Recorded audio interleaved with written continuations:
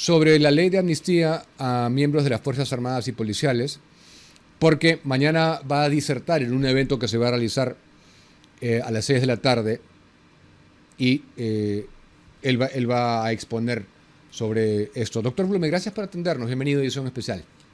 Muchas gracias por la invitación. Buenas noches. Un saludo muy especial a todos ustedes. Gracias, doctor. Lo primero ¿es función de un fiscal decidir si una ley está bien o está mal, emitir pronunciamientos políticos? Definitivamente no. Y es algo que lamentablemente se viene produciendo en el Ministerio Público. Yo en lo particular he sido un duro crítico a la gestión de la señora Delia Espinosa y al cúmulo de actos ajenos a la función fiscal que ha venido protagonizando en los últimos tiempos. He censurado severamente el desacato y la rebeldía que protagonizó cuando la Junta Nacional de Justicia dispuso la reposición de la fiscal suprema Patricia Benavides. Y he criticado muchísimo la actitud que posteriormente también protagonizó. Lamentablemente hemos sido testigos de una suerte de funcionario de alto nivel que desde mi punto de vista adolece de una marcada orfandad jurídico-constitucional, porque al parecer no ha leído la Constitución, ni conoce la Constitución, ni ha encarnado en ella la Constitución. La Constitución es muy clara en el sentido de que un funcionario público debe ceñir su accionar en forma clara y rigurosa al marco constitucional. Y ese marco constitucional no la habilita a, por ejemplo, rebelarse frente a un mandato de autoridad competente que le ordena reponer a una fiscal de la nación, como en ese momento era por mandato de la Junta, en virtud de la reposición, la señora Patricia Benavides. Ni tampoco a salir públicamente a hacer espectáculos bochornosos de declararse en vigilia o de oponerse a disposiciones aprobadas por el Congreso de la República y en general a protagonizar actos de rebeldía frente al marco y al sistema constitucional. Esto es gravísimo y he reclamado en forma reiterada que el Congreso de la República y la Junta Nacional de Justicia tomen medidas, porque este tipo de actitudes no se deben tolerar en el sistema constitucional. Funcionario que no entiende que debe ceñir su accionar al estricto y cabal cumplimiento de sus competencias en el marco de la Constitución y se extralimita, debe ser investigado, procesado y sancionado en forma ejemplar. Solo así sembraremos cultura constitucional y haremos que este tipo de funcionarios pues salgan del Estado y las cosas se manejen en el marco de la Constitución y de la ley. Ahora, doctor, mañana a las 6 de la tarde es el evento en el Auditorio Faustino Sánchez Carrión, la Exacto. conferencia Ley de Amnistía a Miembros de las Fuerzas Armadas y Policiales, fin de la persecución, y usted es uno de los ponentes, de los expositores. ¿De qué va a ir su ponencia y si nos puede comentar su postura en relación a la ley? Bueno, mire, mi postura es clara en el sentido de no solamente apoyar la ley de amnistía, sino aplaudir la ley de amnistía, porque esta ley ha puesto coto a una situación sumamente injusta, que es el mantener a policías, militares y miembros de las rondas campesinas que lucharon contra el terrorismo entre 1980 y el año 2000 en una situación de indefinición por más, en algunos casos, de 35 años frente a la negligencia del Estado, haciendo tabla rasa de los derechos de estos procesados y sobre todo del derecho al plazo razonable, yendo inclusive contra decisión expresa de la Corte Interamericana de Derechos Humanos, dictada en el caso Suárez Rovero versus Ecuador, en el cual señaló que el plazo razonable debía ser de 4 años. Pues acá ese plazo razonable se ha, digamos, incrementado en forma irracional y no es justo que las personas sean investigadas y procesadas sin decisión de la autoridad competente por tantos años, porque es realmente un desprecio a la situación de quienes lucharon por restablecer el orden y la paz social en un país asediado por movimientos terroristas que pretendían desestabilizar el Estado peruano y sembrar el caos en la sociedad peruana. Entonces, Sí, es un acto, yo creo que muy positivo. Yo voy a referirme en mi exposición a un tema en específico, que es este ardid argumental, fruto del relativismo conceptual que se viene utilizando en el sistema interamericano de derechos humanos para pretender prolongar y extender los efectos de las decisiones de la Corte Interamericana más allá de las competencias de la Corte. Y me refiero al famoso procedimiento de supervisión de cumplimiento de sentencias, que no está previsto expresamente en la Convención Americana de Derechos Humanos, sino en un reglamento, y que está siendo utilizado para justificar una intromisión de la Corte Interamericana de Derechos Humanos en los temas internos de los Estados miembros. Porque en el caso del sistema interamericano de derechos humanos, una vez que la Corte Interamericana dicta una sentencia, debe cumplirse la sentencia. Y la Corte puede requerir al Estado infractor el cumplimiento de la sentencia. Y si ese Estado no cumple, debe dar cuenta a la Asamblea de las Naciones Unidas. Y no pretender, vía supervisión de cumplimiento de sentencia, adoptar decisiones más allá de sus competencias. Hay un caso patético, realmente demostrativo, de cómo este ardid argumental llegó a desnaturalizar el sistema. Y es el caso Fujimori, caso en el cual el Tribunal Constitucional peruano declaró fundado un habeas corpus y ordenó la liberación del ingeniero Fujimori, que había sido indultado, habían suspendido el indulto, se había anulado el indulto y el tribunal repuso el indulto, y no obstante eso, se pretendía que no se le diera la libertad. Y el Tribunal Nacional dio la libertad. Y ocurre que de acuerdo al artículo 206 de la Constitución, uno recurre al sistema interamericano en forma residual, cuando la justicia interna no brinda protección al derecho del justiciable que se siente afectado. Y en este caso, el derecho había sido satisfecho. Fujimori había logrado su libertad. Sin embargo, el sistema interamericano ordenaba que se desprotegiera el derecho que había protegido el Tribunal Nacional, el Tribunal Constitucional del Perú. Es decir, el sistema accesorio de justicia supranacional emplazaba a la justicia nacional para que desguarneciera la protección de un derecho que había guarnecido la justicia nacional. Es decir, había ordenado la libertad en protección del derecho a la libertad del señor Fujimori y el sistema interamericano le decía, vuélvelo a meter preso. ¿Cómo se llegó a ese absurdo? Con este ardid argumental que yo mañana voy a denunciar y voy a enfatizar. Es decir, se usa ese argumento para decir que en protección al derecho de las víctimas, la Corte tiene el derecho de meterse en la ejecución de la sentencia y proyectan en ese caso una sentencia dictada hace más de 25 años, que es el caso Barrios Altos y el caso La Cantuta versus Perú, para decir que se está desacatando ese mandato por hechos que ocurren 35 años después, bajo el argumento de que, bueno, dentro de esa cobertura de la supervisión de la sentencia, puede la Corte seguir avanzando. Ese mismo argumento se usó en el caso El Frontón, para suspender, recuerda usted, el proceso Sí. político que se había seguido contra 4 funcionarios, 4 jueces del tribunal que habían modificado el voto del doctor Juan Vergara y cambiado el sentido de la sentencia 3 años después de haberse dictado.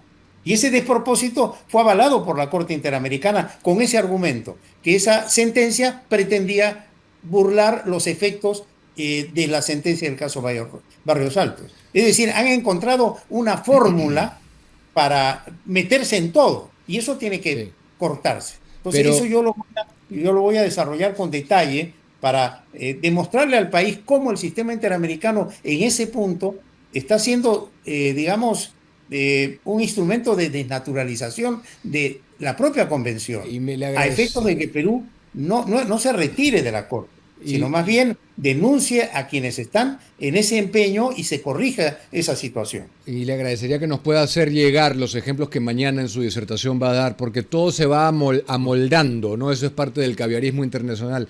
Ahora, estamos viendo aquí, yo tengo en edición especial algo que le quiero preguntar también. Nosotros tenemos al menos 40 casos de militares en los que la sala, o sea, el juez, se niega a aplicar la ley. ¿Qué se debe hacer con los jueces que se niegan a aplicar la ley? Denunciándolos ante el órgano de control interno de la magistratura y promover contra ellos los procesos penales respectivos y los procesos constitucionales respectivos. Y la justicia constitucional, a la larga, la que tendrá que poner las cosas en orden, porque si un juez se niega a cumplir un mandato emergente de una ley de la República que tiene presunción de constitucionalidad, y dicho sea de paso, aquí hay otro tema. La fiscal de la Nación ha anunciado que va a promover una demanda de inconstitucionalidad contra esta ley, ¿no? Que es la ley 32.419.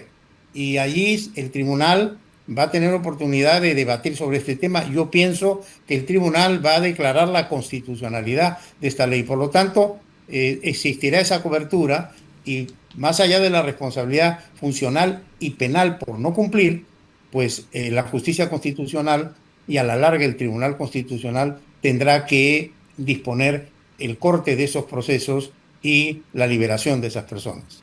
¿Puede un juez negarse a cumplir la ley invocando control convencional? Mire, sobre ese tema, una pregunta muy interesante.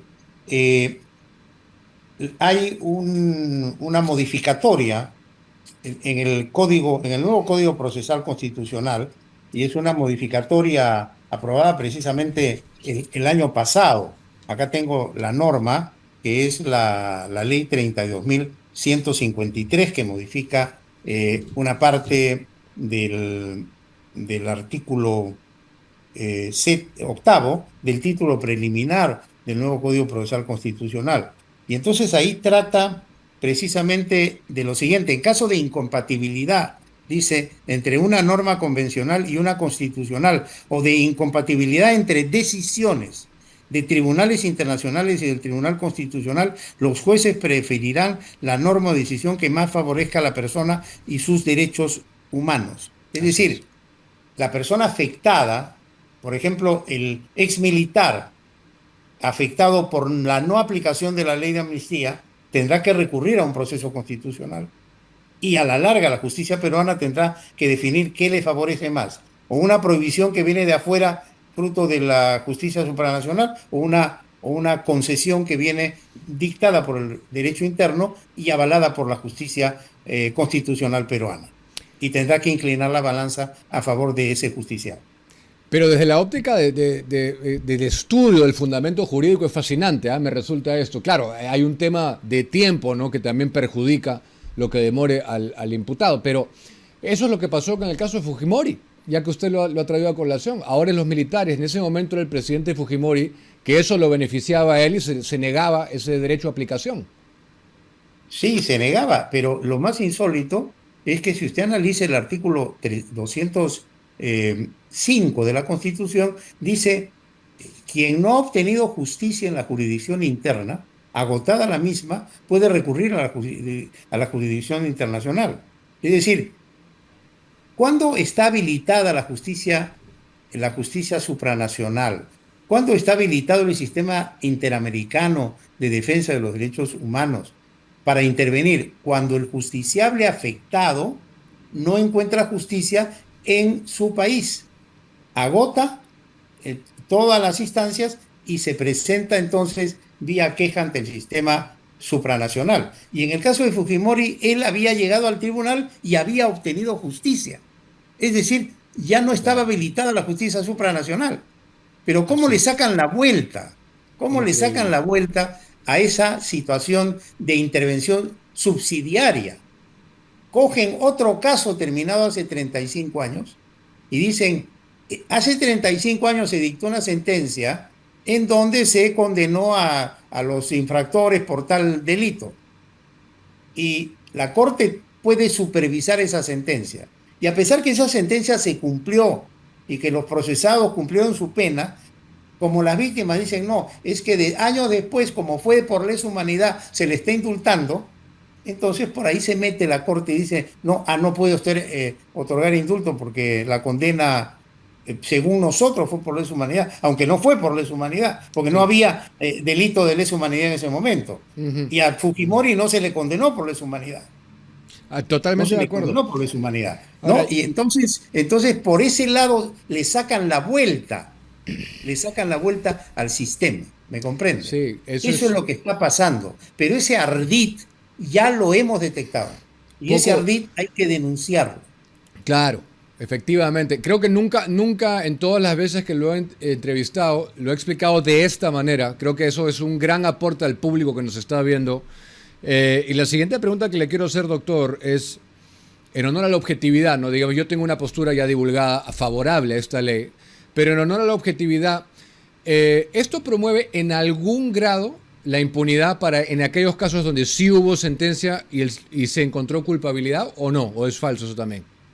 No, eso es falso, porque mire, la ley concede amnistía a los miembros de las Fuerzas Armadas y de la Policía Nacional y a los que hayan sido integrantes de los comités de autodefensa que se encuentren denunciados, investigados o procesados por hechos delictuosos derivados, originados con ocasión de su participación en la lucha contra el terrorismo entre los años 1980 y 2000. Y además, alcanza, dice, los efectos de la presente ley no son aplicables a los denunciados o imputados por terrorismo o por delitos de corrupción de funcionarios. Y luego en otro artículo dice, se concede amnistía de carácter humanitario a los adultos mayores de 70 años, miembros de estas instituciones, que hayan tenido sentencia firme. Es decir, desde mi punto de vista, esta ley no está cubriendo a los condenados, ¿No cumple los sino condenados? salvo que hayan cumplido 70 años. O sea, un sentenciado que tiene 68 años Tendría que sigue. esperar un año, porque lo dice, mire, artículo segundo, se concede amnistía de carácter humanitario a los adultos mayores de 70 años, miembros de las Fuerzas Armadas y de la Policía Nacional de Perú, y a los miembros, y a los que hayan sido integrantes de los comités de autodefensa que cuenten con sentencia firme con calidad de cosa juzgada o se encuentren en trámite de ejecución de sentencia con pena privativa de la libertad efectiva o suspendida por delitos derivados u originados con ocasión de su participación en la lucha contra el terrorismo entre los años 1980 y 2000, siempre que no hayan sido condenados por delito de terrorismo ni por delito de corrupción de funcionarios. Claro, pero lo que he podido ver del bando contrario a esta ley, entre ellos algunos abogados, que se han dicho, ya, ok, perfecto, la persecución, el plazo es razonable, pero esta ley también va a liberar a gente que sí ha sido encontrada culpable en procesos judiciales y sentenciada. Y eso promueve la impunidad. ¿Usted está de acuerdo con eso? Yo no, porque son personas que lucharon contra el terrorismo, que pueden haber cometido excesos, pero que ya superan los 70 años. Ok, Entonces, ahí hay una perfecto. concesión, ¿no? Ahora, De los 70. así las cosas, con todo lo último que hemos visto del sistema interamericano, y usted habrá visto los comunicados, la audiencia la semana pasada, ¿cuál es la postura que usted cree que el Estado peruano debería asumir con la Corte Interamericana?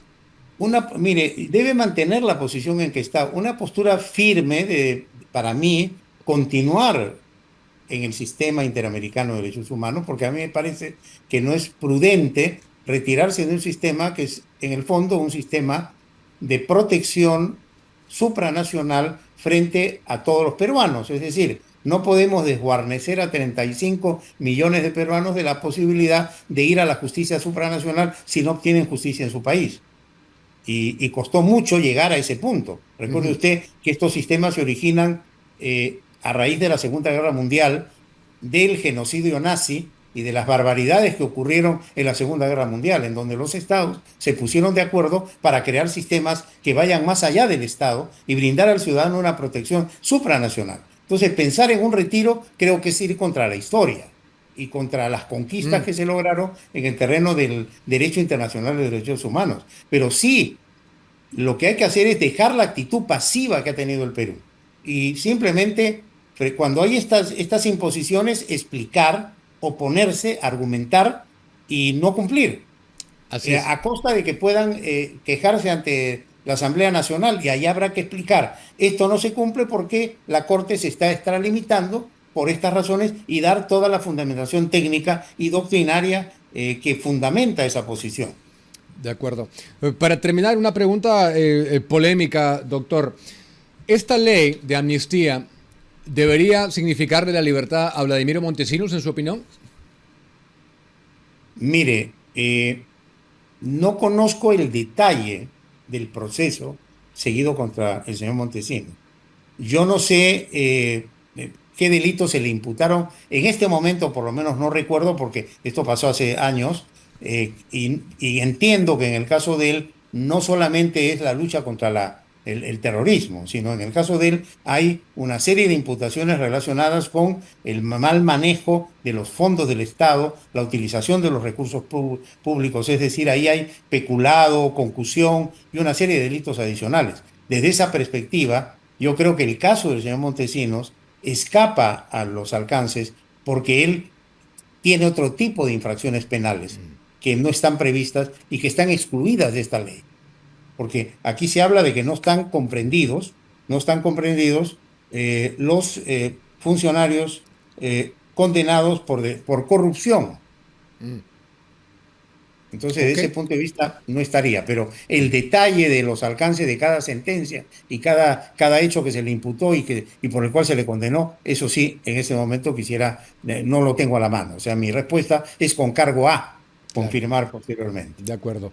Doctor Blum, siempre un gusto tenerlo. Gracias por atendernos. Igualmente, muchas gracias por la invitación y hasta una próxima oportunidad. Le ruego no se olvide de hacernos llegar sus conclusiones de mañana para compartirlas con la gente.